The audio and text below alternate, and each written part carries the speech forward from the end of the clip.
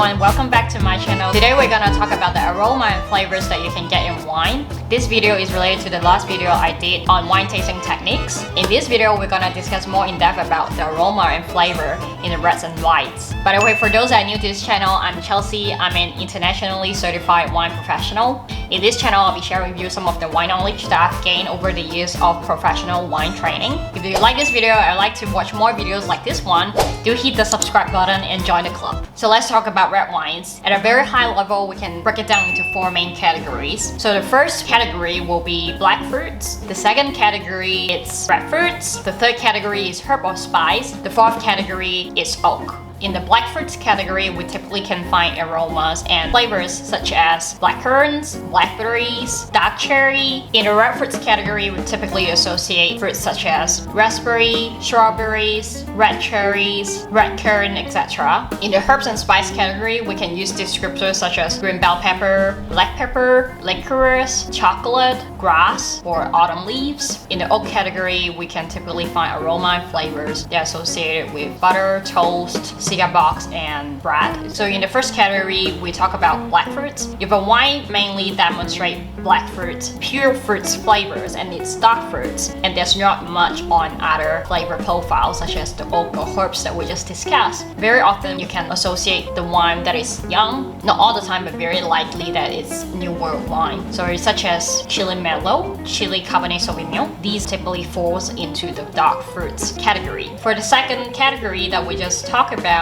which is the red fruits category. So if a wine mainly shows red fruits characteristics and not any other characteristics, then we can also associate the wine to be young and New World again. Maybe, for example, like a Chilean Pinot Noir or a very young Pinot Noir from New Zealand. So actually we kind of have an idea. If a wine mainly shows fruits dominant characteristic, we can kind of tell that it's a young wine, or wines that are quite basic, like those that you can find in the supermarket. So if a wine shows characteristics of red fruits such as strawberry, raspberries, but then at the same time it demonstrates another layer such as herbal notes like autumn leaves, grassy notes. Of course, it goes together with the whole tasting that we discussed in the last video, such as what is the acidity level, what's the alcohol level, the body, etc, etc. But if the notes of the wine, as we described as red fruits and some herbal notes, then maybe we can start to think maybe it's not a Chilean Pinot Noir,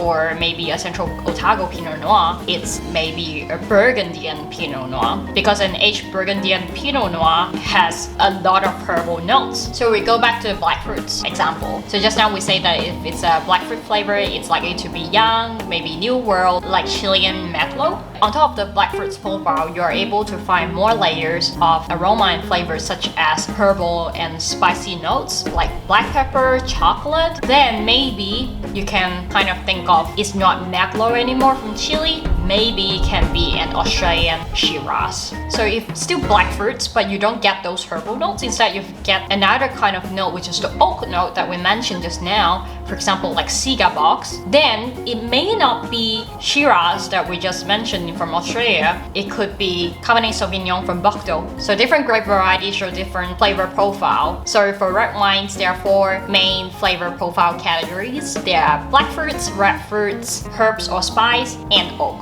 So let's move on to white wines. So for white wine, again, we can break it down into four main profile characteristics. The first category is tropical or stone fruits. So they are the warmer climate fruits. So the second category is citrus and green fruits. So they are usually the cooler climate fruits. The third category is floral, so flowers. The fourth one is oak. The first category, you can typically hear flavor descriptors such as peach, apricot, pineapple, lychee, and banana. Then in the second category, which is the cooler climate fruits, the citrus and green fruits, they're lime, lemon, green apple, gooseberry, for example. In the third category, the floral notes, you hear people describe like honeysuckle, rose, for example. And in the oak category, it's very similar to the red wines. You hear toast, butter, vanilla. Now again, we do like a high level breakdown like what we've done for red wines. So we move on to this cooler climate fruits profile, the citrus and green fruits profile. So when you hear people describe the wine like gooseberry, green apple, citrus, these kind of cool climate fruits are very typical typical of New Zealand Sauvignon Blanc. So we move on to like a wine that demonstrate like just very intense floral notes. I think a lot of you can already recall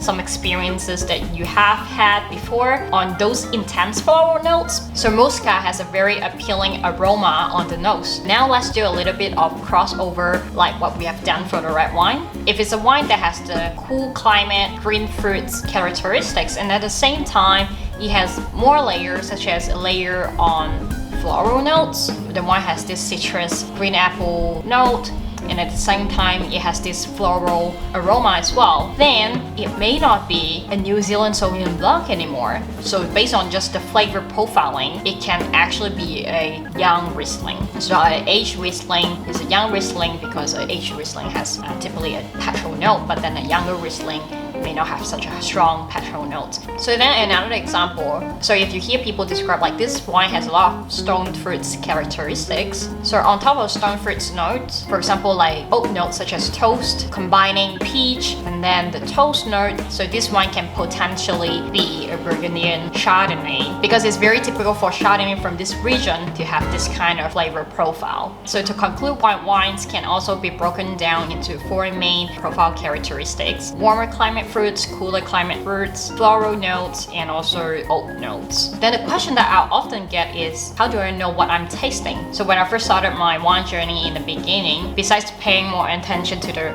fruits that I was eating, which is very important, we're just not very used to not looking at the food that we eat. When you look at the orange, you will immediately associate with the orange taste. But what if you don't see the orange? Would you still be able to identify that is actually orange? Okay, so you can do that for fruits. You can eat it and taste it. What about floral notes? What about wood? Besides going to the nature, to the forest, and you will get like that kind of wood smell, like the leaf smell. But what about if you are in the city? Do you go to a furniture store and start to smell off the furniture? Or it's not even a good idea to snort the flowers. So what do you do to practice those flavors? So when I first started my wine journey, I did a little bit of research and I found this. So I know that it looks completely like an advertisement now, but no, this is not an ad and it's not a sponsored video. I'm just showing you the tool that I used in the beginning of my wine journey and it was very helpful. So this tool is called Nez du Vin and it's created by a Frenchman called Jean Lenoir. He's actually a guy from Burgundy. This tool is very classic and is very famous in the wine industry. So different bottle has different aroma profile. They're very close to the actual aroma. So in this box, there's this booklet and it has the soil. You know, when you get like a bottle, like for example, like 08 is a Muscat. Just now we just talked about Muscat. It will show you the description and give you some background of where you can find a Muscat, like Alsace in Australia, for example. There is a very fun game that you can play with your family or friends. Maybe stick with the close ones now because you know you don't want to spread germs because you stick it close to your nose. So for example, like you take number 1, you open up the bottle. It's a very lemony smell, and then you get like a card.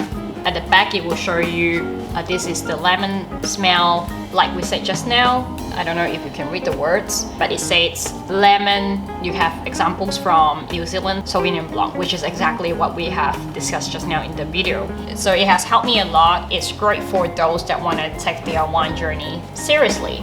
I think this video is starting to get geeky because I'm showing the tools that I use to train myself up in the beginning of my wine journey. I've actually got the oak set and also the wine faults.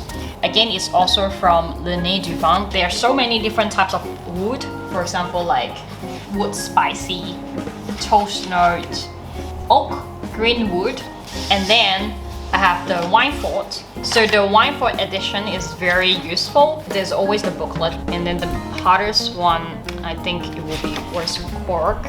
So cork is TCA. You can't really practice wine faults unless you actually have a wine that is faulty. And how often do you have a wine that is faulty? And even if it's faulty, if you don't have a person that is experienced enough to tell you that, by the way, this is actually called rotten egg or cork, it will be very hard for you to identify what is cork. So for example, I did not know what's cork.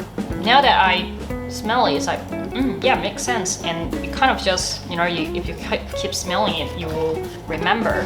Okay, so rotten egg. Should I open rotten egg? I'm actually in a indoor aircon environment. If I open up a rotten egg,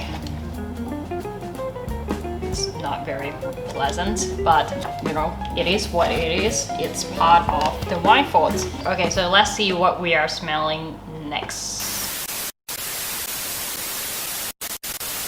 白花油始終係你可靠嘅好朋友。